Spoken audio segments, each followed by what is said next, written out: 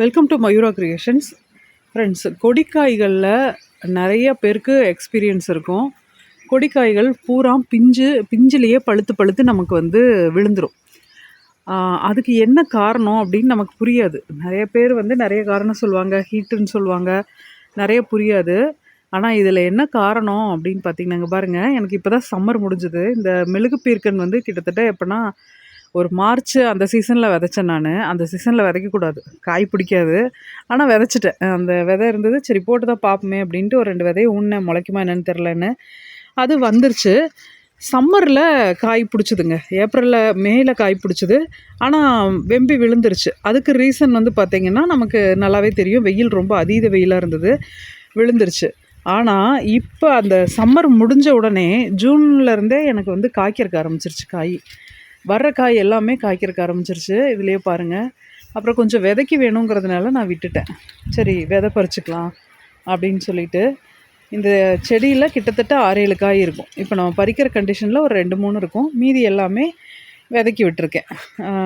இந்த விதை நமக்கு அவ்வளோ இதாக கிடைக்கிறதில்ல அப்படிங்கிறதுனால விட்டுருக்கேன். அப்புறம் முளைப்பு திறனும் வெளியே வாங்குறது கம்மியாக இருக்கும். இது எதனால் அப்படின்னு சொல்லி பார்த்திங்கன்னா, இதில் ஒரு பூச்சி உட்காருது. அந்த குட்டி குட்டியாக பழையின்னு சொல்கிறாங்க. அது அந்த பிஞ்சாக இருக்கும்போதே இதில் உட்காந்து ஓட்டை போட்டுருது. ஓட்டை போட்ட உடனே அந்த காய் வெம்பி போய் கீழே விழுந்துருது. இதுதான் மேட்ரு. மேட்ரு நமக்கு தெரிஞ்சிருச்சு. அதனால் நம்ம என்ன பண்ணோம் அப்படின்னா, இப்போ இது பீர்க்கங்காய், பூசணிக்காய் பாருங்கள். எனக்கு இந்த அளவுக்கு அறுவடை வந்ததே இல்லைங்க. எனக்கே ஆச்சரியமாக தான் இருந்தது. போன வருஷம் கொஞ்சம் ட்ராப் வச்சேன், ஆனால் அவ்வளோ ஒன்றும் தெரியலை.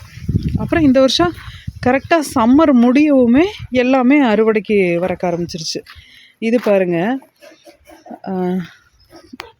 இது பாருங்கள் பூசணிக்காய். இது வேஸ்டெல்லாம் போட்டு ஃபில் பண்ணி இந்த இடத்த நான் ரெடி பண்ணி வச்சுருந்தேன். அதில் பூசணிக்காய் எப்படி காய்க்குதுன்னு பாருங்கள். இதில் 2, 3, 4 காயா. இந்த பக்கம் பாருங்கள், 2, 5, 6 காய்.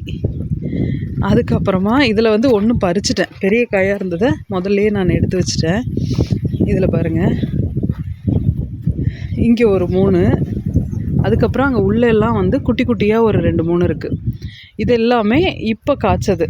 இதுக்கு மெயின் ரீசன் என்னென்னா, ஒரு டேப்லெட் ஒன்று இருக்குது. இந்த பூச்சிகள் இருக்குது இல்லையா, இந்த பூச்சிகளை அதாவது அந்த பழங்களை சாப்பிடக்கூடிய பூச்சிகளை ஃப்ரூட் ஃப்ளைன்னு சொல்லுவாங்க. இதில் ஒரு டேப்லெட் மாதிரி ஒன்று இருக்குது. அதைய இந்த மாதிரி பாக்ஸில் நம்ம உள்ளே வச்சிட்டோம் அப்படின்னா, அது ஆண் பூச்சிகளை அந்த ஆண் பூச்சிகளோட ஸ்மெல்லை பரப்புது, அதனுடைய வாசனையை பரப்புது. அது பரப்பும்போது என்ன ஆகுதுன்னா, பெண் பூச்சிகள் இந்த பாக்ஸ்க்குள்ளே வந்துடுது. இங்கே பாருங்கள், இதில் தெரியும்னு நினைக்கிறேன். எவ்வளோ பூச்சிங்க உள்ளே சுற்றுதுன்னு பாருங்கள், எவ்வளோ பூச்சிங்க செத்து கிடக்குன்னு பாருங்கள் உள்ளே. இந்த பூச்சிகள் உள்ளே வந்துருச்சு அப்படின்னா திரும்பியும் வெளியே போக முடியாது. அதனால் நம்ம பழங்களை நமக்கு வேஸ்ட் பண்ணுறதில்ல. கொடிக்காயில் உள்ள புடலங்காய், பீர்க்கங்காய், பாகக்காய், பூசணிக்காய், அந்த மாதிரி கொடிக்காய்களுக்கான ஃப்ரூட்டு இது இப்போ அதில் உட்காந்து அதை ஓட்டை போட்டு வீண் பண்ணாதனால நமக்கு வரக்கூடிய காய்கறிகள் முழுசாக கிடச்சிருது. அப்போ நமக்கு அறுவடை எந்த பிரச்சனையும் இல்லாமல் வருது. ஒவ்வொரு டைம் பார்த்திங்கன்னா ஒரு காய் கூட பறிக்க முடியாது. அந்த மாதிரி நல்லா கொடி இருக்கும், நிறைய பிஞ்சு வைக்கும். ஆனால் ஒரு காய் கூட அதுலேருந்து எடுக்க முடியாது. இதை நான் செடி பக்கத்துல எல்லாம் வைக்கலைங்க. செடியிலேருந்து ஒரு 200 கிலோமீட்டர் தள்ளி என்னோடய வீட்டுக்குள்ளே தான் வச்சுருக்கேன். வீட்டு வாசலில் இதை வச்சுருக்கேன். செடிங்க வெளியே இருக்குது. அதில் அங்கே போகிற ஃப்ரூட் ஃப்ளையை இது எவ்வளோ அழகாக இது தெரியுது பார்த்திங்களா, எவ்வளோ அழகாக உள்ள அந்த ஸ்மெல்லு பிடிச்சி இழுத்துட்டு உள்ளே போட்டு வச்சுருக்கு. இது உள்ளே இன்னும் நிறையா கிடந்தது. எறும்புகள் தூக்கிட்டு போயிடும். அப்பப்போ அந்த இறந்து போன பூச்சிகளை எல்லாம் எறும்புகள் தூக்கிட்டு போயிடும். அந்த கப்பு மாதிரி இருக்குது இல்லைங்களா, இது ஆடும்போது உங்களுக்கு தெரியும்னு நினைக்கிறேன், நிறைய உள்ளே பறக்குது. இந்த கப்பு மாதிரி இருக்குது இல்லைங்களா, அதில் அந்த டேப்லெட்டை வச்சிடணும். அப்படி தான் வச்சுருந்தேன். நம்ம எப்படியோ எடுத்து இடம் மாற்றி வைக்கும்போது அது கீழே விழுந்துருச்சு. வெள்ளை கலரில் தெரியுது பாருங்கள், இதுதான் அந்த டேப்லெட்டு.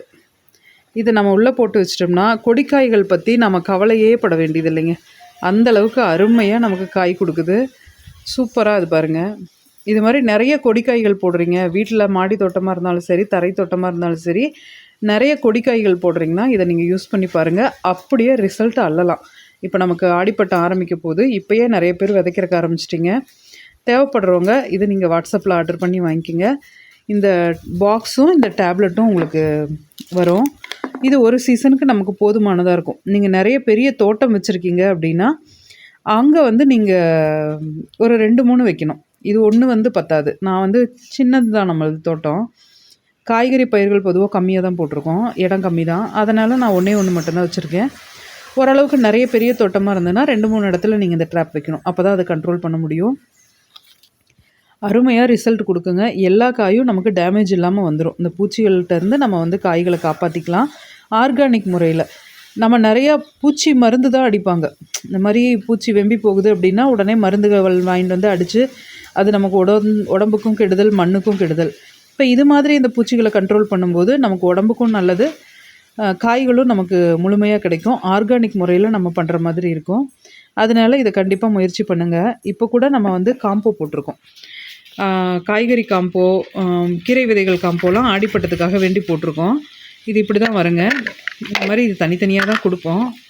இதில் நீங்கள் இதுக்குள்ளே வந்து இதில் இருக்க அந்த டேப்லெட்டை பிரித்து உள்ளே வச்சு நீங்கள் மூடி வச்சிடணும். அந்த காய்கறி காம்போவோடு வாங்கிட்டிங்கன்னா நீங்கள் ஷிப்பிங் கூட உங்களுக்கு ஃப்ரீயாக வரும். காய்கறி கீரைகள் காம்போ போட்டிருக்கோம். இல்லை ஷிப்பிங் குறைக்கணும்னு விருப்பப்படுறவங்க அது கூட நீங்கள் வாங்கிக்கலாம். இந்த மாதிரி ஒரு பாக்ஸை நம்ம கொடுத்துருவோம். இதை நீங்கள் வாங்கி யூஸ் பண்ணிவிட்டு சொல்லுங்கள். இந்த சீசனில் வந்து நம்ம எல்லா காயும் அறுவடை எடுக்கலாம். இதை நீங்கள் யூஸ் பண்ணும்போது ட்ரை பண்ணி பாருங்கள். இது போல் பயனுள்ள தகவல்களுக்கு நம்ம சேனலை சப்ஸ்கிரைப் பண்ணுங்கள், லைக் பண்ணுங்கள், ஷேர் பண்ணுங்கள். தேங்க்யூ.